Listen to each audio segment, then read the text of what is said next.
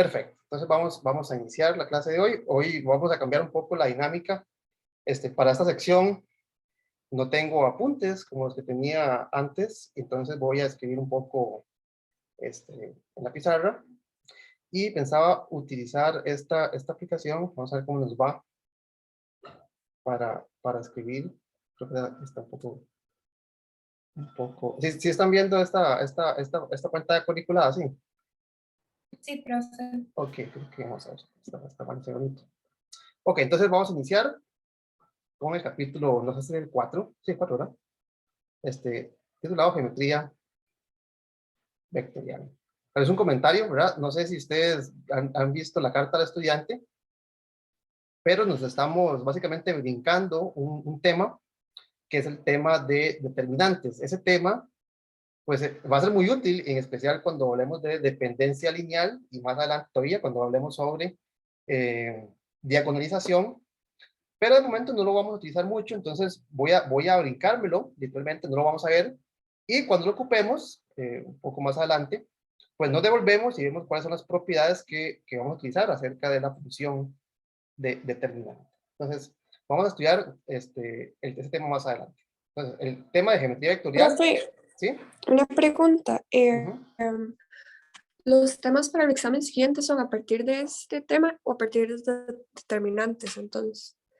Es muy posiblemente que la parte, concretamente la evaluación de determinantes vaya implícita en los temas en donde se aplica, ¿verdad? Digamos,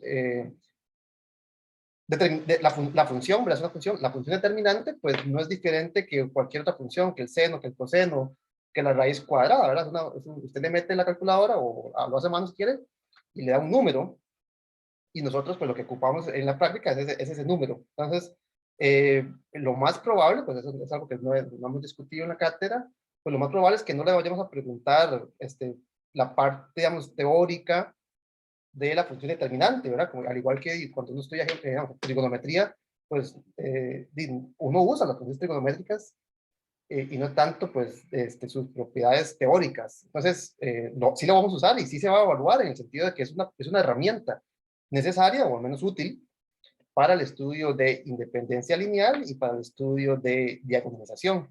Entonces, va a ir implícito en la evaluación, independientemente que no se le diga, ¿verdad? Calcule este determinante. Entonces, sí se va a evaluar, pero lo más probable es que es una forma implícita. ¿Eh? Profe, Ok. una pregunta. Sí. Los exámenes siempre van a ser como de poquitas preguntas, 9, 10. ¿Por qué muy pocas? Es que sí, y yo tengo una amiga que estuvo en álgebra el semestre pasado y me contó que los exámenes eran como de 16 por ahí. Entonces me quedé con la duda de por qué lo habrán cambiado. Pues no hubo una razón, digamos, ¿qué le puedo decir? O sea, yo consideré que era una longitud apropiada para el tiempo que tenían disponible. Se puede reevaluar, ¿verdad? Si ustedes consideran que es un examen muy corto, pues se puede hacer más largo. Pero no, digamos, no hubo una razón. La única razón que existió detrás del diseño fue el tiempo que se consideró apropiado asignarles para 2 horas. Pero bueno, todo eso se puede reevaluar, ¿verdad? No sé si... No, ok, sí, no, es que estaba pensando porque también no usamos todo el tiempo de la clase, entonces, por eso digo, Acerca porque del tiempo, eso sí fue una indicación de la escuela, ¿verdad? Que los exámenes deberían restringirse a un máximo de 2 horas. Entonces, eso sí es eso sí fue una indicación que estamos siguiendo, acatando, aparte, digamos, lo que nos indicó la escuela de matemática.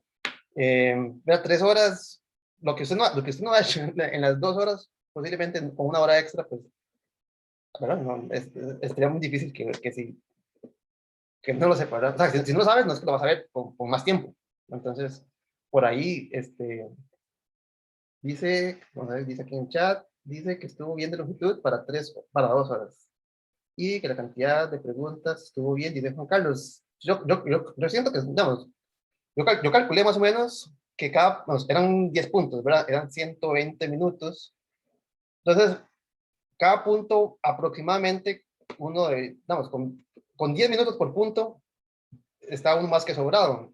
Entonces, tampoco hay que ponernos al límite. No sé, digamos, si ustedes han hecho exámenes, por ejemplo, el GRE o inclusive el TOEFL y esos exámenes, ¿verdad? Son contrarreloj. Usted no tiene tiempo de pensar. Usted lee la pregunta, tiene como 10 segundos para interpretarla y saber la respuesta. Y ¿verdad? Es un examen contrarreloj. Y tampoco siento que ese sea vamos, lo que uno espera de un examen de este tipo. Entonces, con 10 minutos por punto, con 12 minutos, pero vamos, 10 redondeado para abajo, con 10 minutos por punto uno estaba sobrado con ese examen. Entonces, pues siento que pues, había un balance, ¿verdad? Había un balance entre lo que se le pedía y el tiempo que involucraba. Muchas personas lo hicieron muy rápido. Este, una ventaja digamos, que va a existir este semestre, pero posiblemente desaparezca pronto, es que tienen más acceso a la tecnología, ¿verdad? Entonces, una pregunta de reducción gaussiana la pueden resolver con la computadora, aunque tenga parámetros, y al final posiblemente hay que interpretar, ¿verdad? ¿Qué significa que la forma de reducida tenga cierta forma?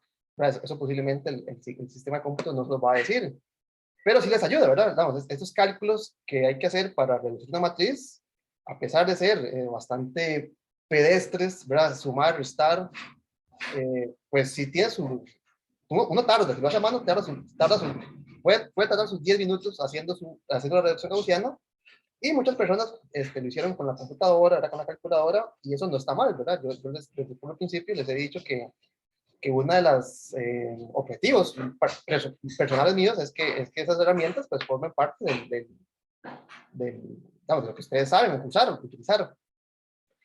Lamentablemente, esas herramientas van a perder utilidad, por ejemplo, para este tema que sigue, ya preguntarle a un sistema de cómputo que le dé la respuesta es más complicado, ¿verdad? Entonces,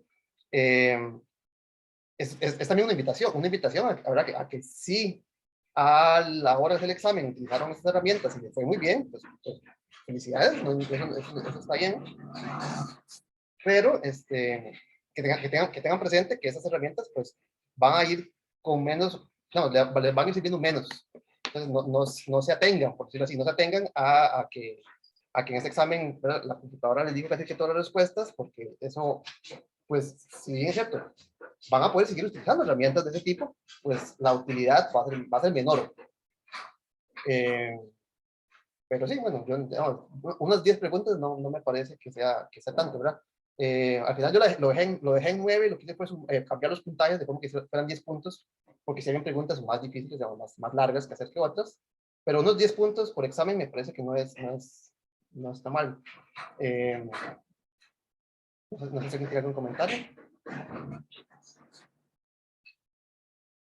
No, sí, profe, solo tenía curiosidad, no me estaba quejando como del tiempo ni nada. Sí, digamos, Solo, sí me consta que el semestre pasado había porque hay mucho miedo de parte digamos, de las autoridades de que esta virtualidad, digamos, ustedes hacen el examen en la casa, y si su papá es matemático, y si su papá es ingeniero, y si su mamá es ¿verdad? ¿Qué garantía tenemos de que ustedes hagan el examen? Pues ninguna.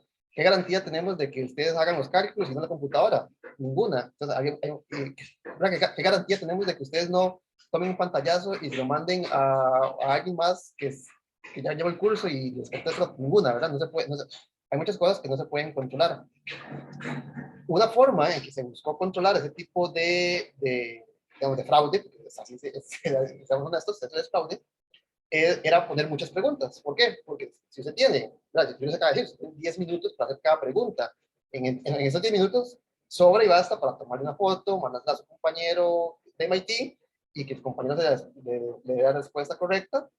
Pero si tienen 30 preguntas y tienen 3 minutos por pregunta, pues tienen que ser más selectivos, ¿verdad? No lo pueden hacer para todas. Entonces, una forma de mitigar ese posible fraude es ponerlos contra el reloj.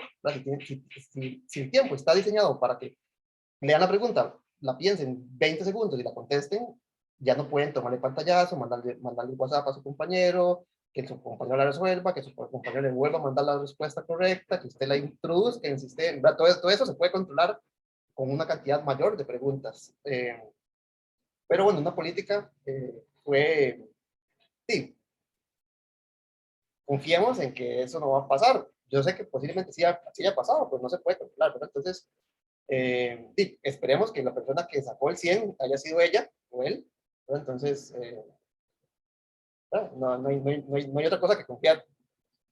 Y bueno, entonces en ese sentido, pues no tiene tanto chiste poner 20 o 30 preguntas más sencillas, ¿verdad? Porque eso también se pierde, ¿verdad? Usted no puede poner la misma pregunta que usted diseñó para 10 minutos si espera que la contesten en 20 segundos. Entonces, pues se le puede subir un poquito de dificultad al examen vamos, dándole un poco de confianza a la persona estudiante.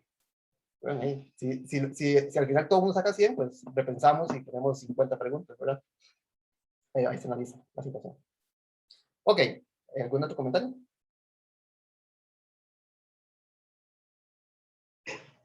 Perfecto, entonces vamos a continuar. Estábamos iniciando el capítulo de geometría vectorial y vamos a ver, ustedes me dicen si se ve muy feo en negro o cambiamos, podemos usar blanco, creo, ¿dónde está blanco? Ay, perdón, ¿qué hice? Ay, ya está. Vamos a cambiar el color. Vamos a cambiar el alto. Vamos a ver esto. Ok, entonces bueno, me gustaba más antes. Me gustó más. Empecemos, ¿verdad? Vamos a ver que en realidad lo que dije es un poco falso, ¿verdad? Dije que vamos a dejar de lado un poco lo que hemos estudiado hasta el momento, y en realidad, sí, no, ¿verdad? Vamos a darle un sabor distinto, un sabor geométrico, ¿verdad? Esta palabra geometría, vamos a ver qué significa en este contexto. Vamos a darle un sabor geométrico un poco al álgebra, ¿verdad? Hasta el momento habíamos estudiado objetos algebraicos, ¿verdad? Las matrices, los sistemas de ecuaciones lineales son objetos algebraicos, ¿verdad? Sumamos, restamos, ese tipo de cosas. Entonces ahora vamos a darle un sabor más geométrico a esa parte algebraica. Entonces, para darle ese sabor geométrico, empecemos por darle un sabor geométrico a digamos, el espacio donde hemos estado trabajando hasta el momento, los números reales. A los números reales es un objeto algebraico, ¿verdad? Usted puede sumar, usted puede multiplicar, usted puede restar y usted casi siempre puede dividir. Es decir, tiene una estructura algebraica.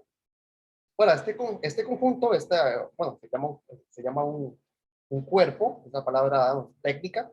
Este conjunto que tiene estas propiedades, la suma es conmutativa, el producto es conmutativo, ¿verdad? Todas las propiedades que estamos acostumbrados a usar básicamente toda nuestra vida acerca de los números reales.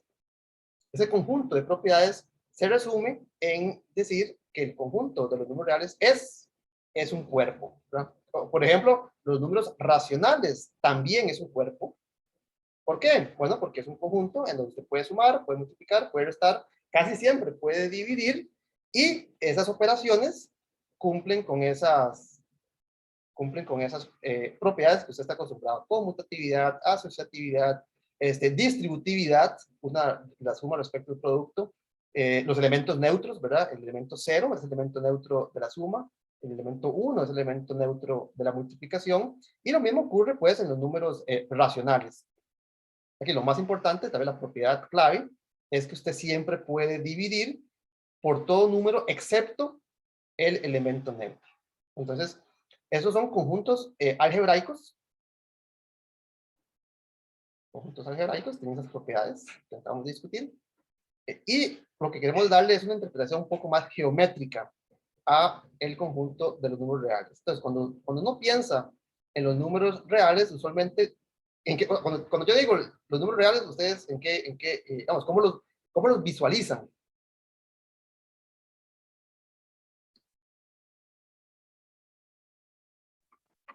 En la recta, profe.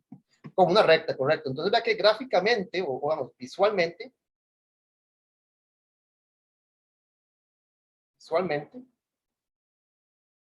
o digamos, tal vez vemos la palabra geométricamente, uno piensa en el conjunto de los números reales, no simplemente como los objetos, ¿verdad? El número pi, el número 3, el número 1, el número 0, sino que usted los piensa, cuando los piensa visualmente, usted los piensa como ordenados en una recta. ¿verdad? Entonces, visualmente, uno piensa o visualiza los números reales como una recta. Entonces, no sé, en algún punto usted escoge y lo marca como el 0, y a partir de ahí, pues, marca el 1, marca el 2, marca el 3, por aquí está el pi, ¿verdad? Por aquí está el -1, ¿verdad? Los números reales, uno se los imagina o los visualiza como una recta. ¿Cómo visualizan ustedes los números racionales? Una pregunta. Gráficamente o geométricamente, cómo usted lo visualiza? ¿Cuál es la ventaja de trabajar con los números reales y no sobre los números racionales, por ejemplo? O sea, podríamos hacer álgebra lineal sobre los números racionales. ¿Cuál sería no hay ningún problema. Pero visualmente, ¿cuál es la diferencia fundamental entre uno y el otro?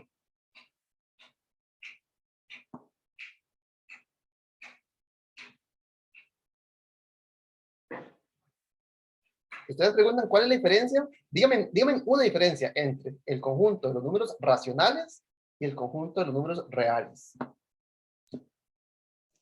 Que en los racionales solamente se trabaja con decimales o fracciones. Ok, vamos a ver. Más o menos, ¿verdad? Porque, por ejemplo, el número 1/3, 10, ¿qué es eso? 0.33333, ¿verdad? Digamos que el número, bueno, no sé, el número pi es 3.14, que sigue 15, creo. No sé, ¿verdad? Digamos que los números racionales, este número pertenece a los números racionales y este número pertenece a los números reales. Vea que ambos números se pueden expresar en forma decimal. Eso no es ningún problema. Digamos, esa no es una diferencia. Inclusive uno puede hacer hasta trampa, ¿verdad? El número 2, usted lo podría representar también como una expansión decimal. 0, 0, 0, 0. Inclusive, si ustedes son curiosos, este número, el número cuya expansión decimal es 1.999999999, es el número 2. No es que estoy redondeando, no. El número que se representa de esa forma es el número 2. Ahí tal vez les dejo ahí ¿cómo se llama? ¿Por qué ese número es 2? No estoy hablando de redondeo, ¿verdad? No estoy hablando de redondeo. Entonces, vea que la expansión decimal, pues en ambos conjuntos existe. Y ni siquiera podríamos decir que hay una diferencia en el tanto de que los números reales tengan una expansión decimal infinita y los racionales no, porque vean que números racionales, inclusive números enteros, como el 2, se pueden expresar en forma decimal con una expansión infinita. Entonces, uno podría tratar de ser más fino y encontrar una diferencia acerca del tipo de expansión decimal. Eso se podría hacer.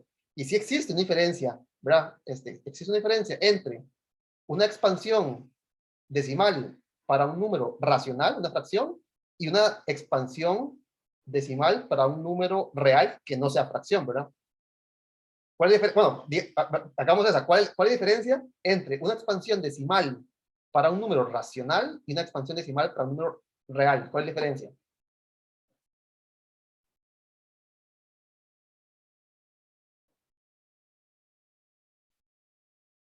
Además, les hago la siguiente pregunta.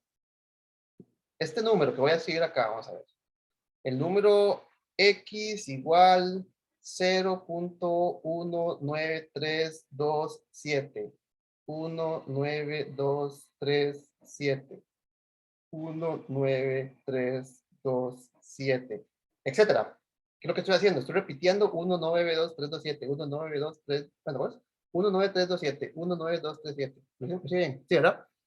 Pregunta, ¿este número es racional o es real? Real no racional, ¿verdad? Pregunta, ¿cuál de los dos? Real no racional, profe. Racional, Es racional, ¿por qué? porque es cíclico, decimal cíclico. Es porque su expansión decimal es cíclica, es periódica, ¿verdad? Vea que se repite 1, 9, 2, 3, 2, 7. Todo este bloque se repite, ¿verdad? Vea que si yo multiplico, ¿cuántos son? 1, 2, 3, 4, 5. Si yo multiplico por 10 a la 5, o sea, por 10. ¿Cuánto sería? Si yo multiplico eso sería 10 a la 4. Si yo multiplico por 100,000, a X, ¿qué va a pasar? Voy a correr el punto decimal, lo voy a poner aquí, ¿no es cierto?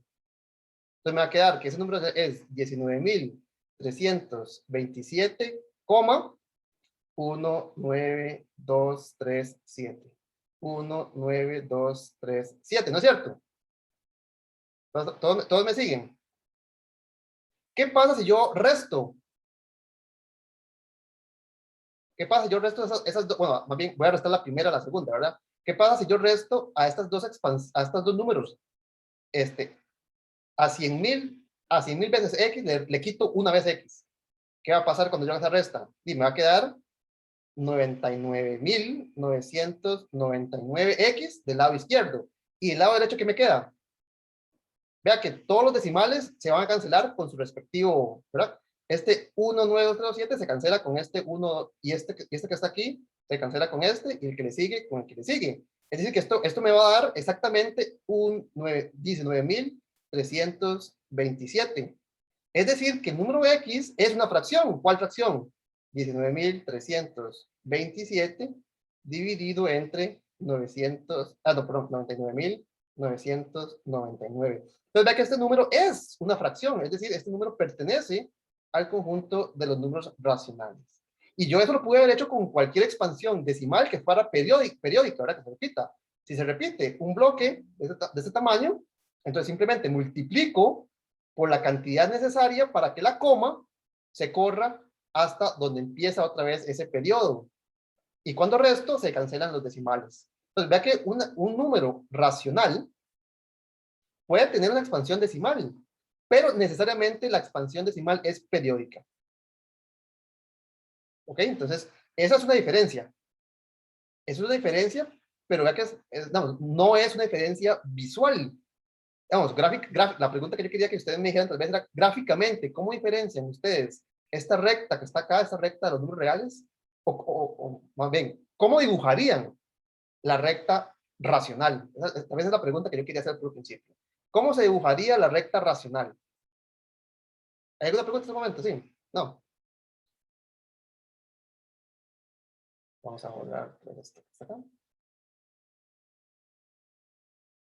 Visualmente, si ustedes tuvieran la tarea de dibujar la recta racional, no la recta real, sino la recta racional, ¿qué harían ustedes? ¿Cómo la dibujarían?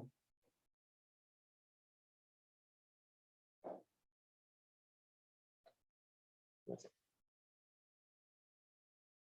¿Cuál sería la diferencia entre esta que representa a todos los números racionales con la recta que representa únicamente a los números reales y racionales? En la recta donde aparece el número pi, hay que dejar un hueco. Donde aparece el número raíz de 2, hay que dejar un hueco. Donde aparece el número e, hay que dejar un hueco. Donde aparece el número, ¿cuál otro? No sé, cualquier número que no sea racional, que no sea una fracción, habría que dejar un hueco. Pero al final de cuentas voy a dejar huecos en todo lado, ¿no es cierto? ¿Verdad? Los números reales aparecen por todo lado en la recta real. Más bien, los huecos estarían en todos lados. Entonces, si yo quisiera dibujar la recta racional, tendría que ser una recta llena de huecos. ¿Y cómo se dibuja una recta llena de huecos? Muy difícil. Entonces, geométricamente, visualmente, es conveniente utilizar el conjunto de los números reales y no un conjunto con propiedades muy parecidas desde el punto de vista algebraicas, como el conjunto de los números racionales, porque los números racionales están llenos de huecos, ¿verdad? Tengo que dejar un hueco en cada número real y básicamente no tendría que dibujar nada. Tendría que dibujar una línea hueca. ¿Cómo se dibuja una línea hueca? No sé. ¿Verdad? Entonces, vamos a trabajar la geometría de nuevo, al igual que hicimos en álgebra, en la parte de sistemas, sobre el conjunto de los números reales, tanto por sus propiedades algebraicas, ¿verdad? Ya estudiamos las propiedades que cumple el conjunto de los números reales, pero además porque visualmente es más fácil dibujar una recta real que una recta llena de huecos. Entonces, vamos a trabajar sobre el conjunto de números reales. Bueno, borremos nuestra línea llena de huecos. Pregunta, cuando ustedes... Ay, volver la que no quería. Esto es la recta real. Si yo les digo, ¿verdad? El conjunto de... Tal vez empecemos por hacer una pequeña encuesta. Cuando yo escribo R2, ¿qué entienden ustedes por R2? ¿Qué número al cuadrado? Como ¿Cuál? multiplicado por sí mismo. Ok, no, eso no es lo que yo quiero escribir. Pero, digamos, yo no estoy escribiendo X al cuadrado, estoy escribiendo el conjunto de los números reales a la 2 o al cuadrado, sí, está bien. Un plano. Ok, ¿verdad? Entonces, muchas gracias, ¿verdad? Uno de nuevo, esto es notación, ¿verdad? Yo puedo haber escogido cualquier otra notación, pero sin embargo, se utiliza esta notación para referirse, ¿verdad?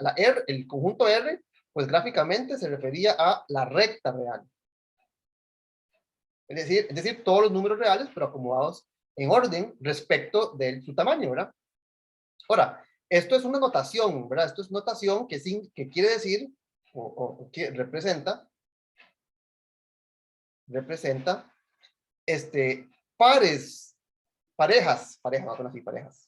parejas de números reales. Entonces, cuando uno escribe algo como R a la 2, no es que está elevando nada al cuadrado, sino lo que está tomando es básicamente dos de estas líneas, dos rectas reales, y las ordena. Entonces, tal vez aquí podemos parejas ordenadas. ¿Qué quiero decir por ordenadas? Pues que existe en la pareja un elemento que es el primero y un elemento que es el segundo. Tal vez como una analogía, pensemos en el conjunto, no sé, el conjunto de nombres. Un conjunto de nombres en español, ¿verdad? Entonces, en este conjunto aparece el nombre Alan, aparece el nombre Carla, aparece el nombre Mario, y en ese conjunto aparecen todos los nombres. Aquí, obviamente, no los puedo escribir todos. Y voy a formar otro conjunto que le voy a llamar el conjunto de los apellidos. Entonces, en el conjunto de los apellidos, pues estaría, por ejemplo, Lacey, mi apellido, estaría el apellido de Carla. Yo no sé, Carla se llama Carla Mora. Estaría el apellido de Mario. Mario se llama Mario Azofeifa. Azofeifa con Z, ¿no? Y en esta lista de que yo le llamé apellidos, estarían todos los apellidos de todas las personas, bueno, al menos en conjunto español. Vean que cuando usted quiere formar un nombre, cuando usted quiere formar el nombre de alguien, usted respeta el orden, ¿verdad? Existe una persona, digamos, cuando usted quiere escribir el nombre de, por ejemplo, el mío, ¿verdad? Entonces, este soy yo, ¿verdad? Usted lo representa como Alan Lacey, ¿verdad? Alan Lacey, pero en ese orden, ¿verdad? En ese orden. Esto sería distinto de una persona que se llame Lacey, pero su apellido sea Alan. Entonces, uno podría pensar, para hacer diferencia entre estos dos posibles personas, uno podría decir, mejor así, ¿verdad? A esta persona, en vez de simplemente escribirlo así, y se puede confundir, voy a escribir de primero el nombre, y de segundo, lo voy a separar con una coma, ¿verdad? El apellido. Entonces, a esto se le denota, a esto se le denota como una pareja ordenada. ¿Por qué una pareja ordenada? Porque el que va de primero es el que va de primero, el que va de segundo es el que va de segundo. Y esto tiene la ventaja de poder diferenciar, esto va a ser distinto de otra persona, voy a llamar la persona 2, que tenga como nombre Lacey y como apellido Alan. Como pareja tienen los mismos elementos, ¿verdad? Esta persona tiene como elementos de su nombre la palabra Alan y la palabra Lacey. Esta otra persona también tiene como sus elementos la palabra Lacey y la palabra Alan, pero los tiene en distinto orden. Y eso quiere decir que los tomé de conjuntos distintos, ¿verdad? Esta palabra la tomé del nombre, y si la pongo de primera, significa que ese es el nombre. Vamos a ver qué dice aquí en el chat. Un plano que contiene... está contestando. Está contestando la pregunta. Ok. Entonces, el conjunto de lo que se denota por R2, lo que representa son parejas de ¿qué? Ya no van a ser de No van a ser parejas de palabras, sino parejas de números reales, pero ordenados, parejas ordenadas. ¿En qué sentido? El elemento que usted escribe primero es el primero y el que escribe segundo es el segundo. Yo casi siempre cuando hago este ejemplo, yo conozco una persona, vamos a hacer trampa, es una mujer, que se llama, bueno, voy a poner los dos. Y tal vez esto no, con Alan y con Lacey, pues tal vez ustedes no conocen a nadie que tenga apellido Alan. Entonces, aunque usted no escriba en orden, usted sabe cuál es cuál. Pero ¿qué pasa si alguien se llama así? Chantal David. Yo conozco a alguien que se llama Chantal David. Pregunta, si yo escribiera sin importar el orden, si yo escribiera y el orden no importase, ¿cómo saben ustedes cuál de los dos es el apellido y cuál de los dos es el nombre si yo no les digo que uno es uno y el otro es otro?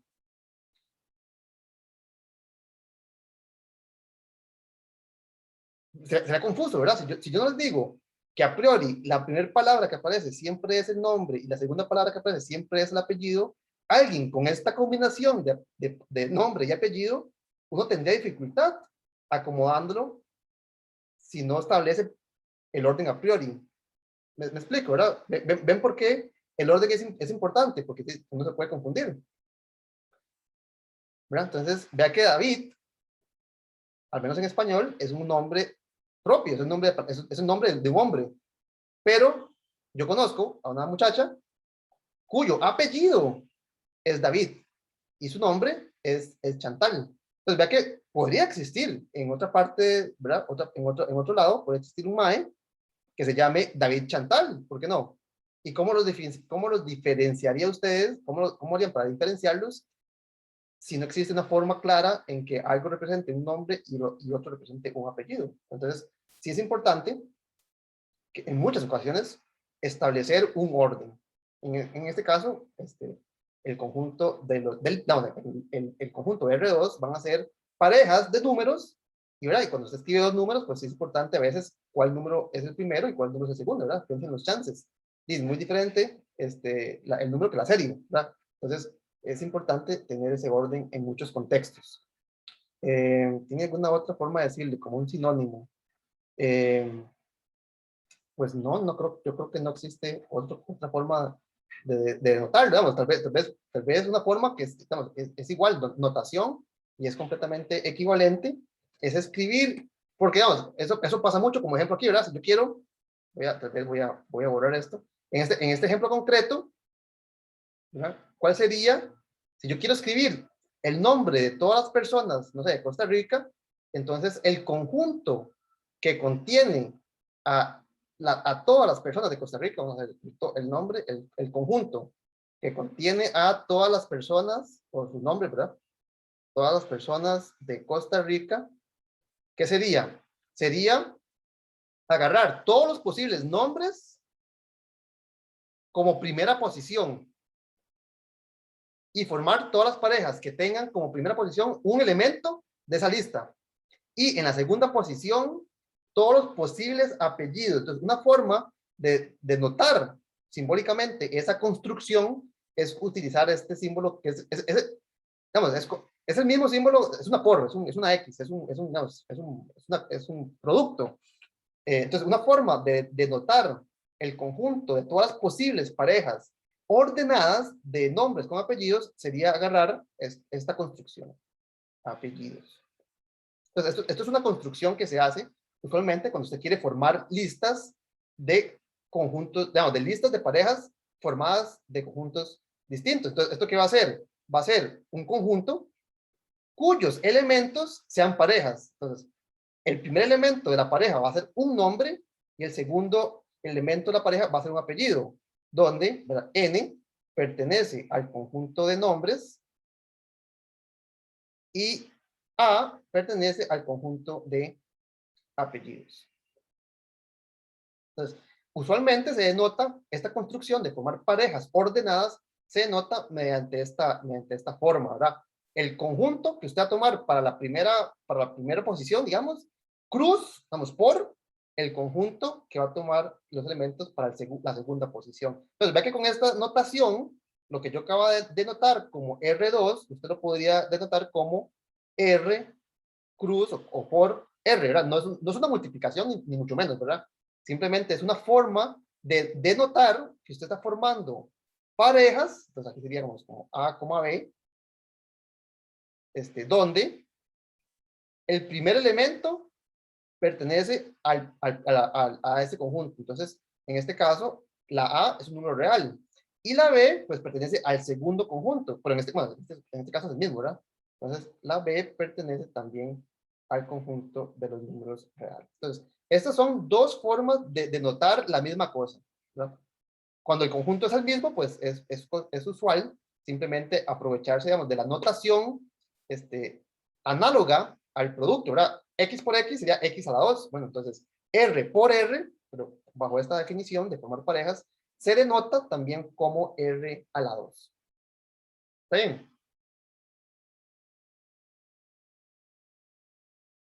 ¿Hay alguna pregunta?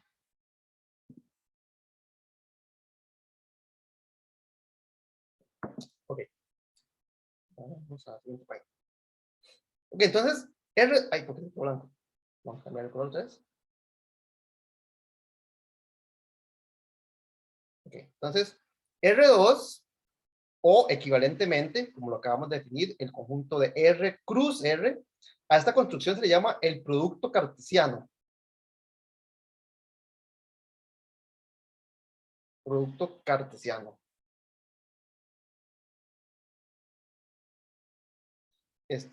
Aquí el apellido, ¿verdad? Esto es por René Descartes.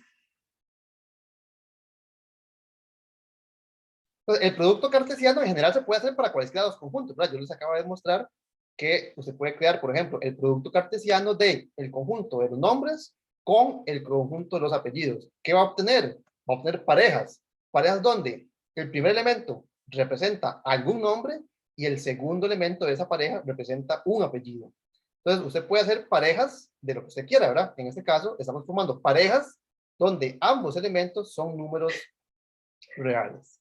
Ahora, gráficamente, eso que nos interesa en esta parte de geometría, gráficamente, ¿cómo se puede visualizar el conjunto de parejas ordenadas?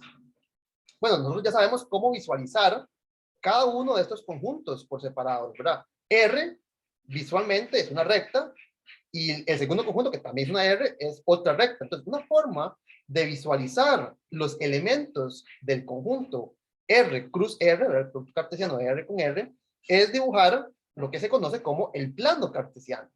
Entonces, gráficamente se representa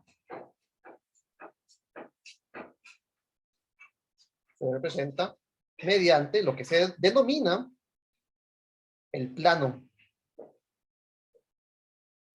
cartesiano. Entonces, ¿a qué me refiero cuando yo digo el plano cartesiano? Bueno, tengo que dibujar básicamente un R que equivale a una recta, tengo que dibujar otro R que representa la otra recta. Entonces, vamos a hacer un dibujo que representa ese plano cartesiano. Entonces, voy a dibujar horizontalmente una recta. Esta recta va a ser R, los números reales, que va a ser, digamos, este conjunto que está acá. Entonces, dibujémoslo tal vez en otro color, en rojo. Voy a dibujar otra recta ahora vertical, que representa también al conjunto de los números reales, pero ahora esta que está acá. Esta va a ser el conjunto de los números reales, pero en forma vertical. Okay. ¿Se acuerdan que cuando hice la recta la primera vez, ¿verdad? Si nos devolvemos, yo dije, bueno, ustedes escogen en algún punto que represente el 0 y lo ponen ahí, y a partir de ese empiezan a marcar el 1, el 2, el pi, el e, ¿verdad? Entonces, vamos a hacer lo mismo, pero vamos a tomar la siguiente previsión. Vamos a marcar en ambas rectas el punto 0 de ambas en el mismo lugar. Entonces, este punto que está acá en este dibujo va a corresponder a cuál pareja en la posición de esta R, en la primera R, pues ahí es donde marqué el número 0. Y en la recta roja también marqué el 0. Entonces, recordemos que todos los elementos, voy a escribirlo por acá, todos los elementos de R2 o, ¿verdad?, en su forma, en su notación alternativa, que son parejas.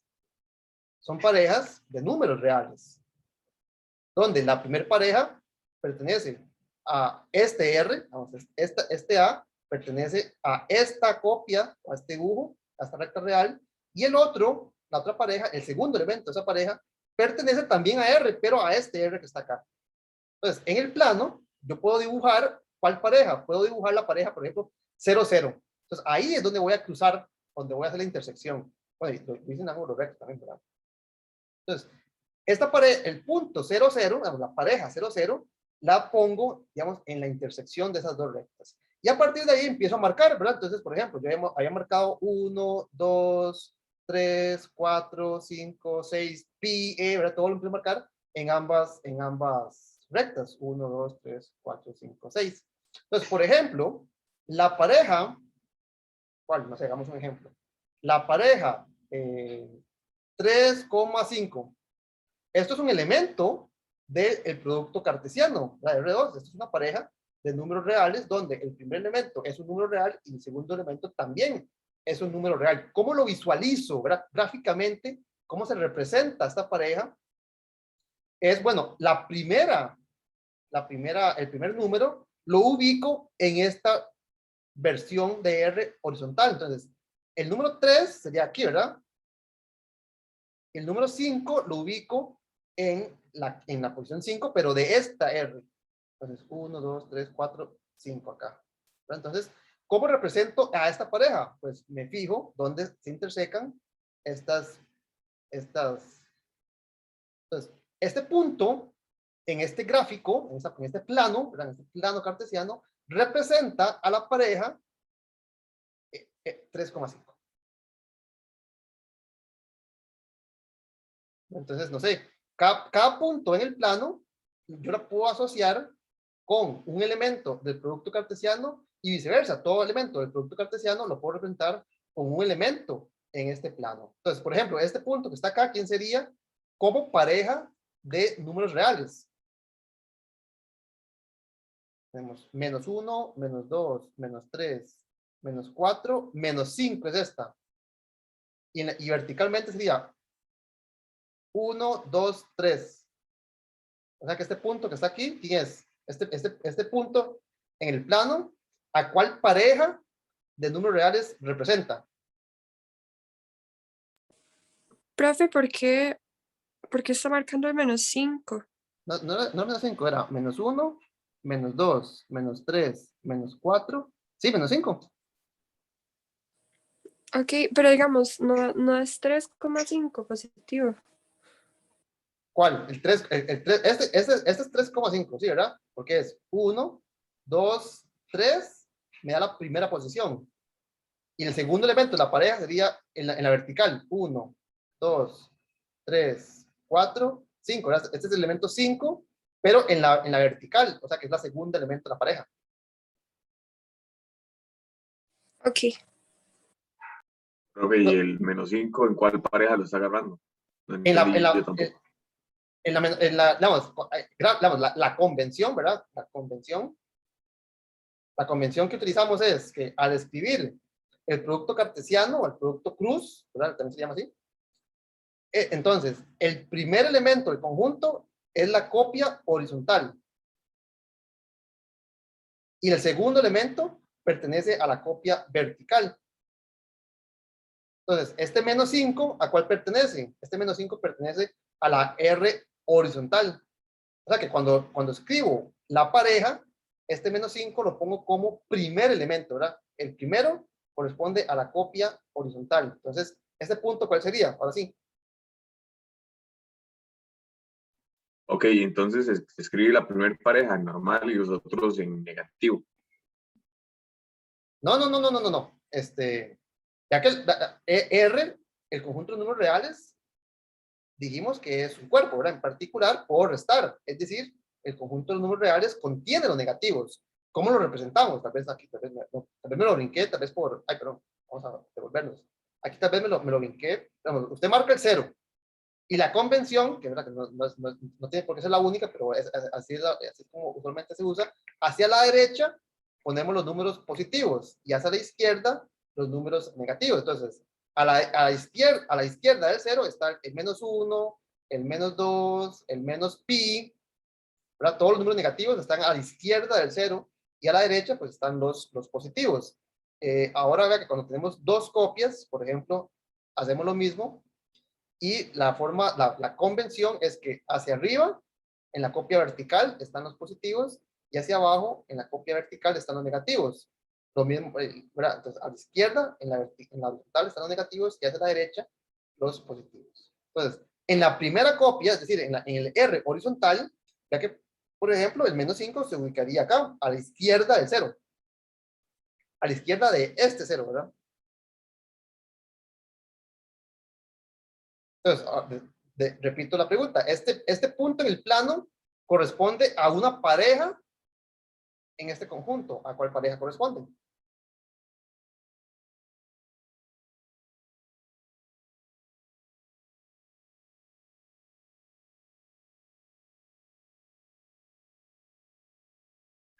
Profe, entonces no tiene nada que ver con este otro, con el 3,5 que puso el punto rojo, es otra pareja aparte.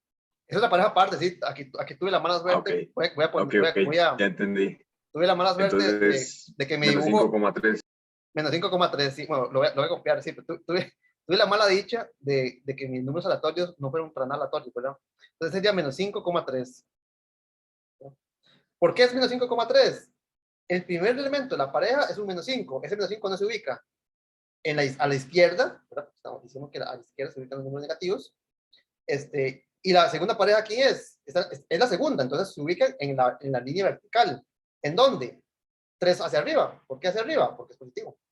Entonces, por ejemplo, el elemento, vamos a ver, -1, -7. En este dibujo, ¿dónde estaría? Bueno, el primer elemento lo busco en la recta horizontal. Como es negativo, tiene que estar a la izquierda del 0. Entonces, vamos a ver, vamos a buscar otro color. Tengo como muy pocos colores.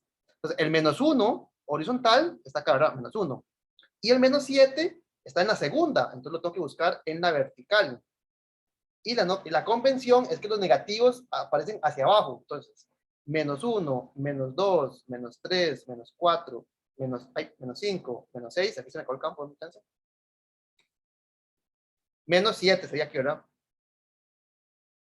-7. Este elemento de los números reales que yo representaría como -7, ¿verdad? Porque está -7 unidades a la izquierda en la línea vertical, o sea, hacia abajo en este caso, y por lo tanto, el número, o la pareja, perdón, la pareja -1,7, yo la puedo representar gráficamente como este punto en el plano cartesiano. Profe, entonces todo esto que estamos viendo ahorita es básicamente como leer una gráfica normal. Como leer una gráfica, sí, normal, sí. Sí, claro, ¿verdad? Cuando usted, eso es una muy buena observación. Tal vez ustedes sientan que estamos inventando el agua caliente, pero tibia, ¿verdad? Pero vea que gráficamente, no, aquí creo que gráficamente va a quedar redundante. Gráficamente, uno grafica, no sé si es redundante, no, pero no importa. Uno grafica en R2. Si yo a ustedes pregunto que dibujen quién es la gráfica de y igual seno de x, ¿qué es lo que hacen ustedes? Ustedes en el plano cartesiano forman parejas, donde el primer elemento corresponde a la x, ¿verdad? Y el segundo elemento de la pareja corresponde a la función seno de x. Entonces, por ejemplo, una gráfica como la función seno, la función coseno, la raíz, cualquier gráfica que usted haga, usted la dibuja en el plano cartesiano, ¿verdad? Es un conjunto de parejas, ¿verdad? Este elemento que está acá corresponde a la pareja pi medios 1, ¿verdad? Entonces esta pareja es la pareja pi medios, 1. ¿Verdad? La x es pi medios y seno de pi medios es 1. Entonces, sí, ¿verdad? Tiene razón la compañera. Y tal vez es una muy buena observación, ¿verdad? El plano cartesiano, ustedes lo conocen en realidad, ¿verdad? Lo han utilizado básicamente toda su vida escolar, ¿verdad? Ok, ¿está bien? Bastante feo. Entonces, gráficamente, el plano cartesiano o el conjunto de parejas de pares ordenados de números reales, pues se puede representar básicamente en un plano. ¿Ahora cómo? Mediante esta. Noten tal vez una pequeña observación, es que note que el conjunto que acabamos de definir, ¿cuál? R2, ¿verdad? Luego repito, es el producto de R consigo mismo, ¿verdad? R cruz R es igual al conjunto de pares ordenados, donde ambos elementos de la pareja pertenecen a los números reales. Pero sí, a pesar de que ambos elementos pertenecen al mismo conjunto, sí es muy importante diferenciar que uno es el primero y el otro es el segundo, ¿verdad? En particular, si ustedes están graficando, ¿verdad? No es lo mismo decir la X que el seno de X. Entonces, es importante saber que uno corresponde, por ejemplo, en el caso de una gráfica, a la variable independiente y la otra, por ejemplo, a la variable dependiente. Entonces, ve que el conjunto de pares ordenados, pues vamos a poner así entre comillas, ¿verdad? Se parece, bueno, no sé si la palabra se parece. Bueno, vamos a poner así, se parece, no importa, después vemos si lo quitamos o no. ¿Se parece a qué? Nosotros hemos estudiado algo muy parecido a esto.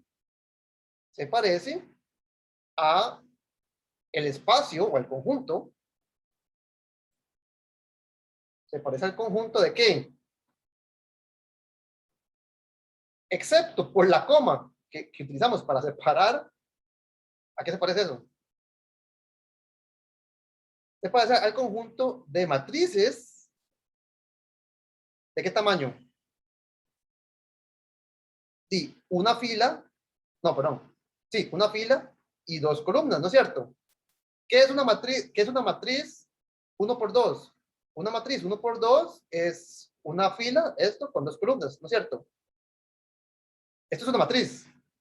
Es decir, una tabla, ¿verdad? Una tabla con dos celdas. Una sola fila con dos columnas. O sea, dos celdas, nada más. ¿Y qué es lo que estamos definiendo? Pares ordenados, ¿verdad? Que lo estamos denotando como A, B. Entonces, ¿cuál es la diferencia entre uno y el otro? Y aparte de la coma, yo creo que no hay ninguna. Entonces, vea que el conjunto que estamos definiendo, yo lo podría, no, si me olvido de la coma, yo lo podría pensar como un objeto que yo ya conozco. Ahora, este conjunto que yo ya conozco no es solamente un conjunto, ¿verdad? Es un conjunto en propiedades algebraicas. ¿Verdad? El conjunto de las matrices, definimos operaciones algebraicas en ese conjunto, ¿verdad? Pero recuerde, ¿verdad? Que en ese conjunto, ¿verdad? En el conjunto de las matrices, en el conjunto de las matrices, nosotros ya estudiamos propiedades algebraicas. Nosotros estudiamos operaciones, tal vez la palabra mejor correcta, operaciones algebraicas. Y vamos a rescatar dos operaciones algebraicas que definimos en ese conjunto. En particular,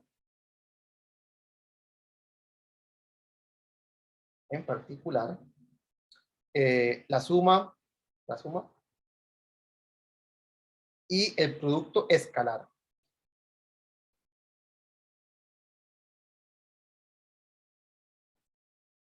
Recuerdan que nosotros cuando estudiamos el álgebra de matrices, las propiedades algebraicas, estudiamos dos operaciones, la operación de suma y la operación de producto escalar. Entonces, ahora estamos estudiando un objeto geométrico.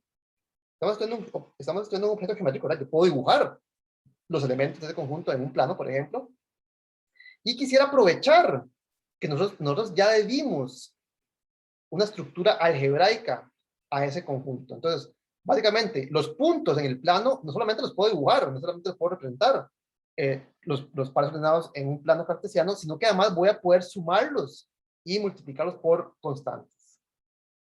Entonces, vamos a pedirle prestado al conjunto de matrices su estructura algebraica para dárselo a este objeto geométrico. Y lo importante, o también lo interesante es, vamos a ver cómo se representa geométricamente. Y cada vez que digo la palabra geométrico, aquí tal vez lo podemos reemplazar por gráfico, ¿verdad? Por visual.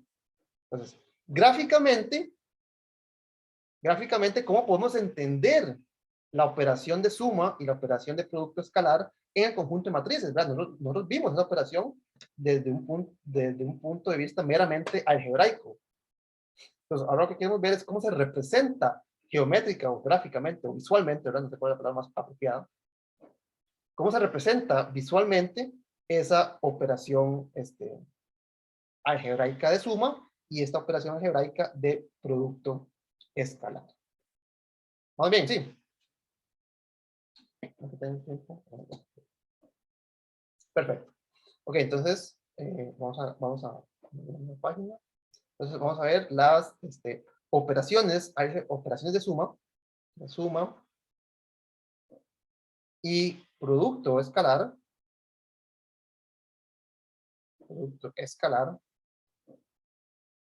en R2. De nuevo, aquí te voy a poner entre paréntesis R2, pero en realidad lo que estamos haciendo es en el conjunto de matrices 1 por 2. Nosotros ya definimos esas operaciones en el contexto de matrices. Lo que queremos ver es cómo podemos representarlo gráficamente en el plano cartesiano. Ok. Entonces, tal vez empecemos por hacer una pequeña observación antes de repasar la construcción o la forma de verlo gráficamente. Voy a dibujar el plano cartesiano. Aquí voy a poner un pedacito. Los puntos, recordemos los puntos en el plano cartesiano, entonces se representan como eso, ¿verdad? Con los elementos, como puntos, ¿verdad? Donde, este es el punto A, B. Esto quiere decir que el primer número de esa pareja lo ubico en la copia horizontal de los números reales y el segundo número lo ubico en la copia vertical de los números reales. Entonces, usualmente a este A y este B se le denominan las coordenadas de P. Pero pensemos que esto fuese un mapa. Pensemos que esto fuese un mapa. Entonces, si yo quiero decirles cómo llegar a la pulpería, a P, pues entonces usted le diría, camine, ¿cuánto sería? Camine, vamos, en este dibujo sería como 4, entonces camine 400 metros, si cada cuadrito vale 100, 400 metros en la dirección, no sé, oeste, y camine, bueno, en este dibujo sería 1, 2, 3, 4, 5, 6. Camine 600 metros hacia la dirección norte, ¿verdad? Entonces, en un mapa, la posición de un objeto, en este caso, no sé, la pulpería, usted la podría dar si usted conoce la dirección, ¿verdad? ¿Cuánto tiene que caminar cuánto tiene que caminar hacia la derecha, ¿verdad? Hacia el oeste, y cuánto tiene que caminar hacia arriba, ¿verdad? Hacia el norte, para llegar al lugar. Es decir, que usted básicamente le está diciendo las coordenadas geométricas de este lugar. ¿Respecto de dónde? Respecto de este punto particular que nosotros llamamos usualmente el origen, ¿verdad? Que se denota por el punto 0,0. Entonces, al punto 0,0 usualmente se denota de esta manera, ¿verdad? Cuyas coordenadas son 0, 0. Es como el inicio de toda dirección. Si usted le quiere decir a alguien cómo llegar a este punto, le tiene que decir a partir del origen, ¿verdad? A partir de 0, 0, hacia dónde, cuánto caminar en esta dirección y cuánto caminar en esta otra dirección. Entonces, al primer elemento del punto, al primer elemento de esa pareja, y al segundo se le llaman coordenadas, ¿verdad? Tal vez en el lenguaje de matrices le hemos dicho entradas, ¿verdad? Pero en el lenguaje de geometría no se utiliza tal vez este término, sino que se utiliza el término de coordenada. Ok. Vamos a borrar. Vamos a aclarar mapa. Ok, entonces ahora sí. ¿Cómo es que se suman matrices? Empecemos por ahí y de ahí brincamos a la representación geométrica de la suma de elementos en el plano cartesiano. Si yo tuviese otro punto, vamos a ponerlo acá. Si yo tuviese otro punto, vamos a llamarlo Q. Este punto es el punto C, D. Es una pareja donde el primer elemento corresponde, entonces, su primer coordenada corresponde a C, y su segunda coordenada corresponde a el número real D. Entonces, pensemos en las matrices que estos dos objetos representan, ¿verdad? Esto representa a la matriz AB, esto representa a la matriz CD, aparte de la coma, pues ya dijimos que son la misma cosa. ¿Cómo sumarían ustedes, o cuál sería el resultado de sumar las matrices P más Q? Si estas son las matrices AB y CD, entonces la matriz resultante al hacer P más Q, ¿cuál sería?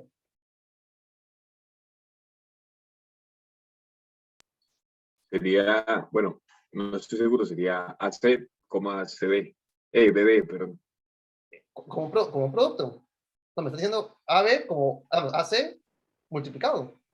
Sí, no, bueno, junto, digamos. Sumado, ¿verdad? Recordemos que la suma la suma de matrices es posicional. ¿Qué se refiere a eso? A que yo sumo, vamos, entrada 1, 1 más entrada 1, 1, entrada 1, 2 más entrada 1, 2, ¿verdad? Posición por posición. Entonces, si yo estoy sumando estas dos matrices, pues tengo que sumar la primera posición de la primera con la primera posición de la segunda. O sea, que aquí me quedaría A más C. Y, ¿verdad? Por la misma razón, como es posicional, la segunda posición con la segunda posición. O sea que aquí me quedaría B más D. Entonces, así es como se suman matrices, posición por posición, ¿verdad? De forma utilizando la suma de números reales. Ahora, estamos representando los puntos no como matrices, sino como listas, ¿verdad? El primer elemento y el segundo elemento. Entonces, la suma en el plano cartesiano, pues se puede definir de la misma manera, ¿verdad? Que lo único que voy a hacer distinto es poner una coma para representar ese par ordenado. Entonces, si P es este par ordenado y Q es este par ordenado, yo puedo definir una operación de sumar puntos, de sumar parejas, perdón, como simplemente la operación análoga en el conjunto de matrices. Y nosotros ya sabemos que esta suma, pues tiene todas esas propiedades agradables que tiene la suma de los números reales, ¿verdad? Esta suma es conmutativa, es asociativa. ¿Qué más? Tiene un elemento neutro. ¿Cuál es el elemento neutro? Bien, en las matrices, ¿quién sería? Sería el elemento 0, 0. Bueno, en el plano cartesiano sería el elemento 0,0. ¿verdad? Elemento neutro 0,0.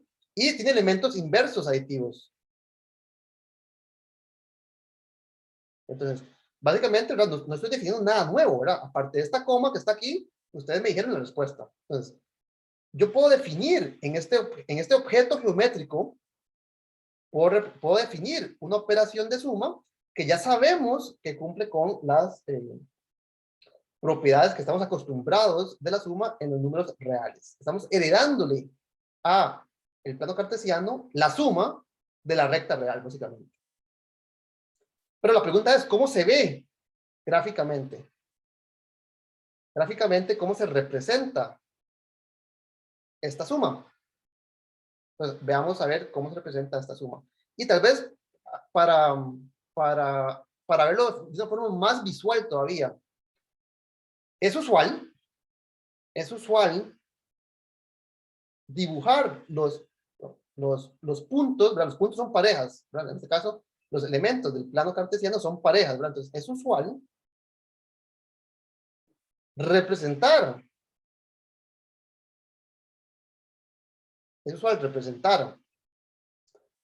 un punto, vamos, una pareja ordenada, A como B, no solamente como el punto a donde usted llega,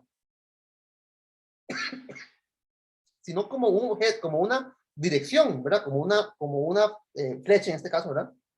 Como una flecha que sale de el origen y llega a el punto. Entonces, es usual, ¿verdad? Eso todavía lo hace más gráfico, más visual. Es representar las parejas no solamente como el punto, digamos, en el plano, sino como una dirección que sale del origen, al punto 0,0, y llega a la pareja A como B. Entonces, es usual representar un punto como, como una flecha que une el origen con el punto, con la pareja. ¿No? Entonces, eso suele representar los puntos o las parejas, ¿verdad? No solamente como, digamos, básicamente, no solamente como el punto de llegada, ¿verdad? ¿Dónde es que está la pulpería? Sino como toda la trayectoria a partir del origen. Y por eso ustedes van a observar más adelante o en los libros de texto que usualmente cuando usted habla sobre puntos o elementos del plano cartesiano, se representan con una flecha encima. Eso es pura convención, ¿verdad? Eso no tiene ningún significado aparte de hacer, digamos, referencia a esta forma de representar gráficamente los elementos en el plano. Entonces, es usual que ustedes vean en un libro de texto que cuando hablan de elementos de R2, se refieren a esos elementos como, por ejemplo, V, W, pero con techo, ¿verdad? Con flecha, ¿verdad? P, en este caso, ¿verdad? Esta flecha básicamente lo que me indica es que estamos no solamente hablando sobre objetos algebraicos, sino que le estamos dando una interpretación geométrica. Esa es básicamente la diferencia, ¿verdad? Es una indicación de que no solamente estamos considerando su estructura algebraica, sino que además estamos considerando su representación geométrica. Entonces, para el otro punto Q, que hemos hecho aquí, podríamos representarlo de la misma manera, lo podemos representar gráficamente como una flecha que sale del origen y llega al punto destino. Entonces, gráficamente, esto me va a ayudar más a visualizar la forma en que gráficamente se hace la suma de pares ordenados.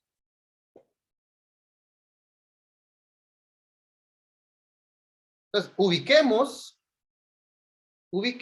dónde queda en esta gráfica el punto P más Q, ¿verdad? Este punto que estábamos discutiendo acá, que ustedes me dieron, ¿cuál es la receta para formarlo? Utilizando la suma que estamos acostumbrados en el conjunto de matrices, ¿dónde yo lo ubicaría en esta gráfica? Esto me dice que el punto P más Q, en su primer posición, es el número A más C. Entonces, C está acá. Y de C, tengo que añadirle A. Entonces, en este dibujo tendré que añadirle 1, 2, 3 pasos, ¿verdad? Entonces, a C, perdón, le tengo que añadir 1, 2, 3, 4. Ese es el punto C más A en este dibujo. ¿No es cierto? ¿Verdad? Porque en este dibujo, A estaba marcado con 1, 2, 3, 4. Entonces, para ubicar gráficamente dónde se ubica A más C, empiezo en A y le sumo, perdón, empiezo en C y a C le sumo 1, 2, 3, en este caso serían 4. Gráficamente, ¿dónde se ubicaría el punto B más D? Bueno, aquí a B, D era 2 marquitas. Entonces, si a B le sumo 2 marquitas, obtendríamos el punto B más D. Es decir, que gráficamente la pareja P más Q, ¿dónde estaría?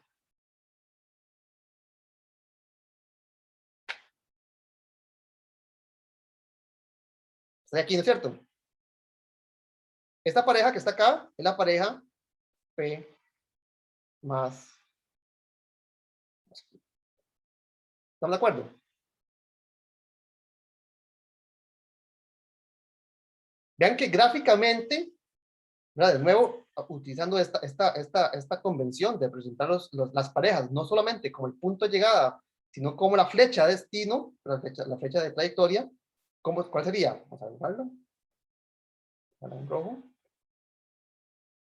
Sería esta flecha que está acá, ¿no es cierto? Bueno, me quedo como torcido. Vamos a ver otra vez. Ahora sí. Esta, ¿verdad?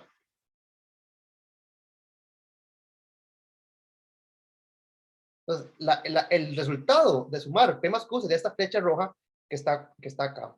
Y si no es suficientemente observador, note que esta flecha es lo mismo que haber agarrado. Vamos a ver. La flecha azul, ¿quién es? La flecha azul me representa el punto P. Si yo la flecha azul le agarro y le sumo en el sentido más gráfico, más visual, la flecha verde original que era Q. ¿Verdad? Si esta flecha Q, que está acá, la verde, yo en vez de iniciarla en el origen, la inicio donde terminó P, vean que llego exactamente al resultado P más Q. Lo mismo ocurre si hago la flecha ahora en este sentido. Si ustedes separan en el final de Q y unen a llegar al destino final, vea que esta flecha que estoy dibujando es exactamente la misma que la que iniciaba en 0 y terminaba en P. Entonces, gráficamente,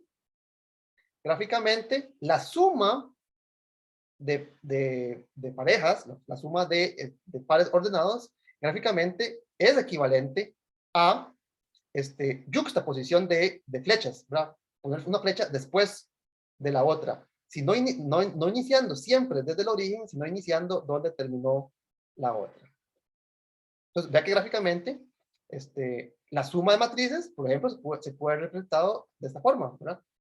Poner una flecha donde termina la otra me da el resultado, en este caso, P más Q. ¿Alguna pregunta?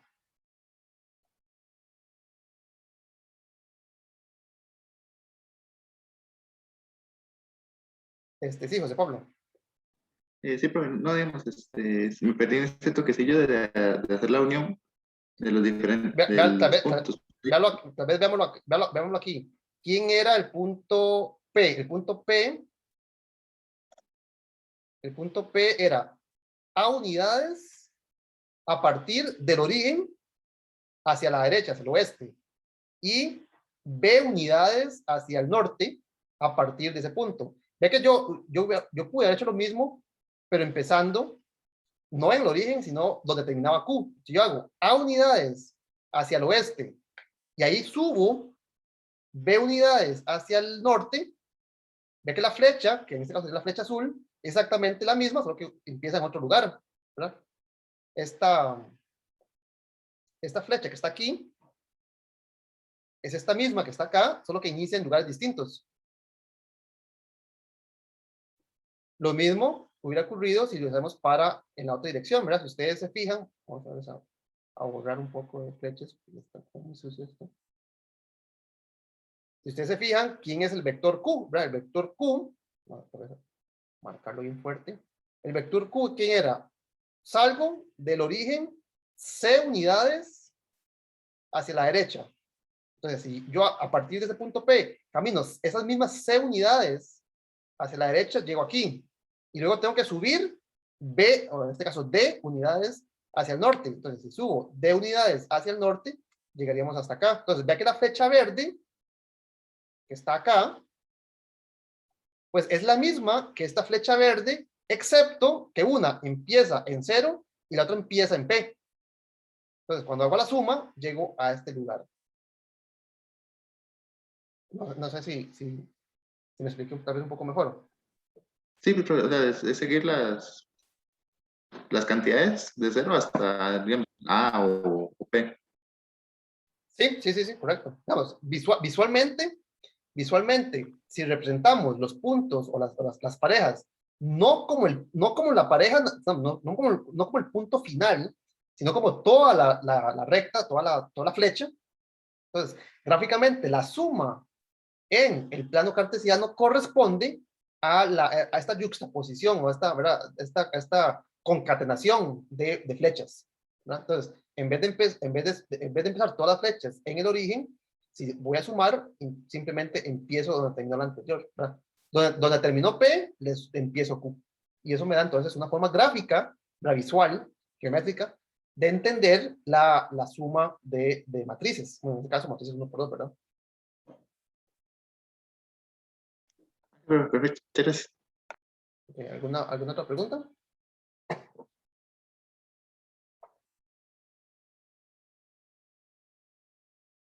Ok. Vea que entonces, similarmente, uno puede entender, si entendimos, tal vez hagamos un comentario, ¿verdad? Si entendimos la suma, ¿verdad? Si la suma se representa gráficamente si la suma se representa gráficamente como concatenación, voy a poner la palabra concatenación, no sé si es la más adecuada, concatenación, ¿verdad? Concatenación significa uno, bueno, no sé si eso significa, si lo uso yo, ¿verdad? Como uno después del otro, como concatenación de flechas. ¿Cómo podemos entender la resta, por ejemplo? ¿Cómo podemos entender la resta? ¿Cómo se puede visualizar? Tal vez la palabra. ¿Cómo se puede visualizar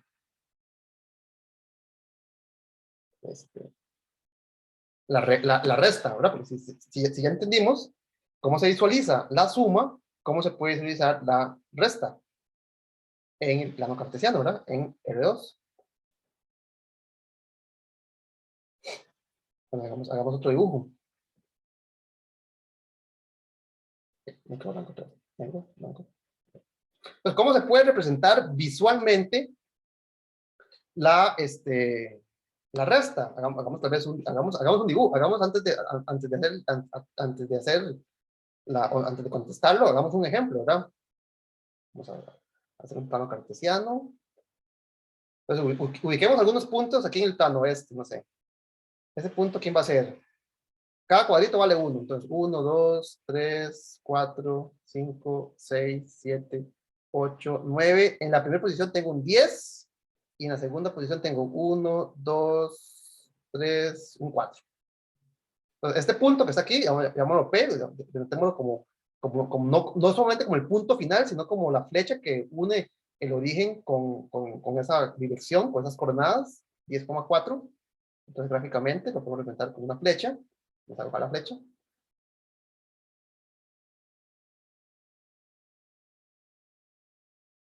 Entonces, esta es la pareja o el punto 10,4. Dibujemos otro. Vamos a dibujarlo aquí. No sé, este que está acá. ¿Cuáles son las coordenadas de ese punto que estoy dibujando? ¿Qué es esa Q? ¿Cuáles son las coordenadas de ese punto? ¿Quién me ayuda ahí? Ese es 5, ¿no? Y verticalmente sería 4, 5, 6, 7. Entonces, este punto Q es el punto 5,7. Entonces, dibujémoslo. Hacen como sí, gracias. Entonces, 5,7, dibujémoslo. Entonces, la flecha que lo une. Entonces, otro color, azul. Entonces, este es el punto 5,7 que se representa gráficamente como una flecha que sale del origen, sale del punto 0,0 y llega al punto con esas coordenadas. Entonces, ¿cuál sería el punto? Digamos, P menos Q. ¿Verdad? De nuevo, ¿cómo es que se define la resta? Estamos haciendo básicamente resta de matrices. Entonces, es posición por posición. Entonces, ¿cuál es el punto P menos Q? 10 menos 5. 5. 4 menos 7 menos 3.